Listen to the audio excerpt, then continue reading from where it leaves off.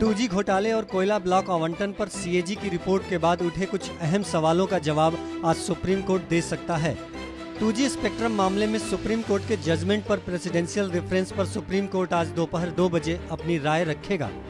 फरवरी 2012 में 2G घोटाले पर सुप्रीम कोर्ट ने अपने फैसले में सभी 122 2G लाइसेंस रद्द करने का फैसला सुनाया था। स्पेक्ट्रम आवंटन में अपनाई गई पहले आओ पहले पाओ की नीति को दरकिनार करते हुए कोर्ट ने अपने आदेश में लिखा था कि भविष्य में सभी प्राकृतिक संसाधनों का आवंटन नीलामी के जरिए ही किया जाए।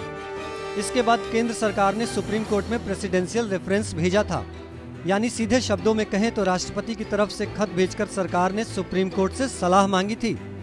सरकार ने सुप्रीम कोर्ट से जानना चाहा था कि क्या वो सभी प्राकृतिक संसाधनों को नीलामी के जरिए ही देने को बाध्य है।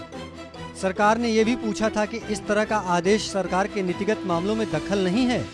सरकार ने ये भी जानना चाहा था कि चूंकि सुप्रीम कोर्ट ने पहले आओ पहले पाओ की नीति को खारिज किया है, ऐसे में क्या 2G से पहले बांटे गए टेलीकॉम लाइसेंस भी रद्द किए जाने की जरूरत है। इस बारे में विचार करने के लिए मुख्य न्यायाधीश HS कपाड़िया ने 5 जजों की संविधान पीठ का गठन किया था, जिसने 16 अगस्त को सुनवाई पूरी कर ली थी।